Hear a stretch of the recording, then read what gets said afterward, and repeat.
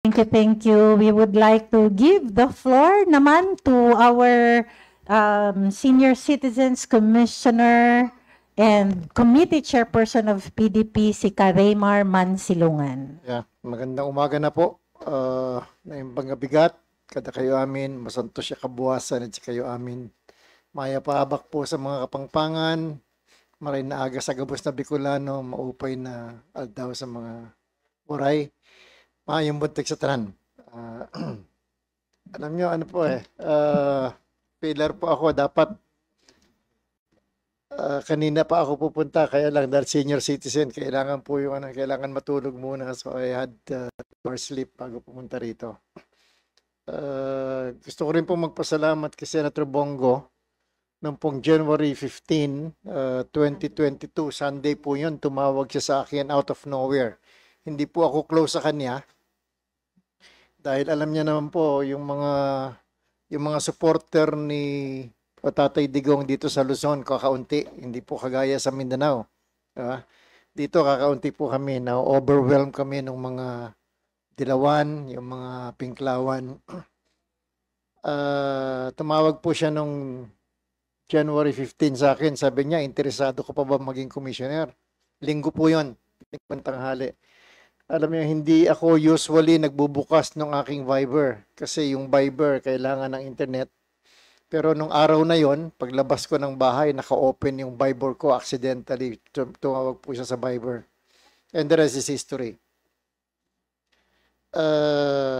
Gusto ko lang pong as senior citizen, marami pong maraming bagay na tungkol sa senior citizen na nangyari lamang nung panahon ni President Duterte at saka ni Senator Bongo.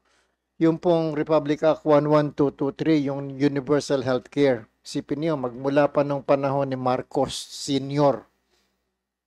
Nagkaroon tayo ng Cory Aquino, FBR, ERAP, tapos si GMA. Pero wala pong presidente na nag-propose. I think kasama na rin doon si Senator Bongo, hindi pa siya senador noon. Yung pong Universal Healthcare, yung nagbibigay ng libreng membership sa PhilHealth sa lahat ng senior citizen. So, Tatay Digong po yun. Yung Malasakit Center, although bill siya ni Senator Bongo, pero ang pumirma po nun si Tatay Digong din. Isipin nyo, nung araw, pagka mahirap ka at wala kang pera, kailangan mo ng ospital, talagang luluha ka ng bato. Wala kang pupuntahan, mamamatay ka ng dilat, sabi nga po sa Tagalog. Pero dahil po dun sa Malasakit Center, tanongin ninyo yung hindi supporter ni Tatay Digong.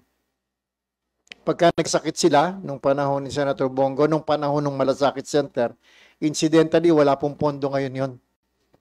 Inalisan nila ng pondo. Pati nga po yung Universal Healthcare, instead na magbigay ng pondo ang national government sa PhilHealth, inalisan pa. Hindi na nga binigay yung premium ng senior citizen na 42 billion. Tinanggalan pa ng 70 or 80 billion. Ginamit dun sa Maharlika. Ginamit sa mga project, diba? Ito po yung comparison. So, hindi po ako tiga Mindanao, pero naging supporter po ako ni Tatay Digong by force of necessity. Kasi nag-member po ako ng PDP Laban noong 1987 pagkatapos nung time ni Cory Aquino. Pero sa inyo, mga tiga Mindanao, mga Muslim, alam niyo naman, siyempre, kilala niyo si Tatay Digong. Pero kami, hindi namin kilala. In fact, noong iikot siya para dun sa kanyang listening tour, kami dito gusto namin ng pagbabago, di ba? Yung sigaw natin, pagbabago. Kaya lang, paano kahit na PDP, kahit nakakampi mo siya, paano papalitan? Paano babaguhin ng isang Duterte? Pero the rest, lahat ng bagay, providential Sabi nga niya, pagka nakatadhana, wala kang magagawa, di ba?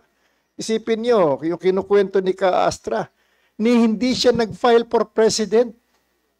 Di ba, nag-file siya for mayor noong 2016. Pero bakit naging presidente? Pagkatapos yung CONA, na para yung Certificate of Nomination and Acceptance, na ibinigay kay Kabobot Dinyo, may he rest in peace, nagkamali pa. So parang pinagtakluban ka ng ito na nga yung last chance mo pagkatapos may mali pa. Pero yung pong si Commissioner Rowena Guanzon, nakakampi natin ngayon, di ba? Nung una, hindi siya naniniwala na talagang kakandidato si Bobot Dinyo. In fact, si Guanzon, sabi niya, wala yan. Hindi niya iniisip na papalit si Tatay Digong. In fact, kung hindi nag-withdraw si Bobot Dinyo, baka na-cancel yung kanyang COC. Baka hindi nagkaroon ng pagkakataon. So yung pong araw na yon ay hihir yung kaso ni Bobot Dinyo na dinideclare siya na nuisance candidate. Nandun yung asawa ni Kaibet, si Attorney Contacto, siya ang nagsabi, mag-withdraw ka na. Narinig ko yun, nakikipagpilitan pa si Bobot, si Kabobot. Sabi niya, hindi, ilalaban ko ito. Sabi ni Kate, hindi, mag-withdraw ka. Mag-withdraw ka. So nag-withdraw. And noong ihihir na kaso ni Bobot Dinyo, ang sabi ng sekretary ng komisyon, nung division, sabi niya, nag-withdraw na po. So, hindi pwedeng kansilahin yung certificate of candidacy nung nag-withdraw. And yun yung naging dahilan kung bakit nagkaroon ng pagkakataon. Yung pong senior citizen, at saka yung mahihirap, alam niyo po ba na yung Magna Carta on poor people, on poor Filipinos, Republic Act 11291, si Tatay Digong din po ang pumirma nun. Yung pong Expanded Solo Parents Act, si Tatay Digong din pong pumirma noon noong January 2022. 5 months bago matapos yung term niya. Siya din po yung pumirma noon.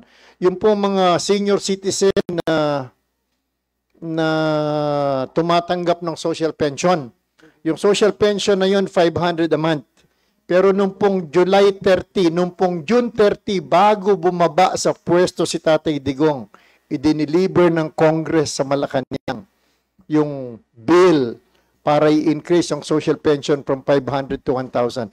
Hindi na niya napirmahan, pero hindi rin po binito ni BBM dahil wala siyang karapatang ibito, dahil ibinigay yon nung time na si Duterte pa presidente. Kaya yung pong Republic Act 11916 naging batas dahil naihabol nung time ng last day ni Tatay Digong. So yun po yung mga bagay kami dito sa Luzon, hindi namin siya masyadong kilala, pero ngayon kilala natin siya dahil doon sa mga nangyari nung panahon niya. Yung pong ating internet, kung maalala ninyo nung araw, magkano ang internet, magbabayad ka ng 1,000 pesos up to 1 Mbps. Niloloko tayo ng mga telco. Di ba? Magbibigay ng 1 Mbps pero 10 kayo na maghahati-hati doon. Hindi po kagaya ngayon. Ngayon, pag pindot mo, nandyan ka agad, lalabas ka agad yung kung ano yung hinahanap mo, Facebook or Messenger. So lahat po ng bagay na ito, lumabas nung panahon ni Tatay Digong. Kasi hindi nauuna yung corruption. Diba? Hindi nauuna yung kita. Yung pong yung internet, yung pong 911, ito palagi ko pong sinasabi. Nung araw, yung pong mga kasing edad ko, nung araw ng 1980s, 1990s, pagka ikaw nangangailangan ng pulis, ang idadial mo is 166.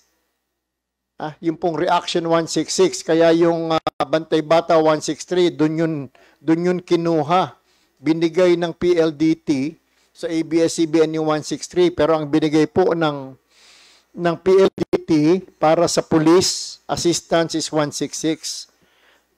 Naalala ko po nung time na yon, mayor pa si Tatay Digong, nang hihingi siya ng 911. Bakit 911? Alam niyo po, pagka napunta kayo sa US, manood kayo ng TV, manood kayo ng sine, kahit na batang maliit sa Amerika, pagka merong emergency, alam niya kaagad. Dadamputin niya yung telepono, pipindutin niya yung 911. So yun din yung gusto ni Tatay Digong, diba? Na magkaroon tayo. Tahimik po yung tahimik yung Davao nung araw, nung bata ako, pagka nagpupunta kami sa Davao noong 1980s, nung panahon ni Pala. Nako, hindi ka makalabas sa Davao. Natahimik ang Davao noong maging vice mayor, naging mayor si Tatay Digong. Nandito naman po sa Manila.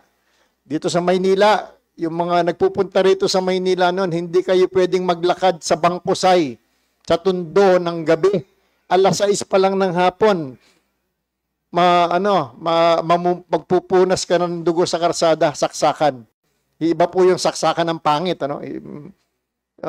nung araw talaga, yung saksakan, totoong saksakan. Ngayon kasi maraming saksakan ng pangit eh. Ang ugali dun sa Malacanang.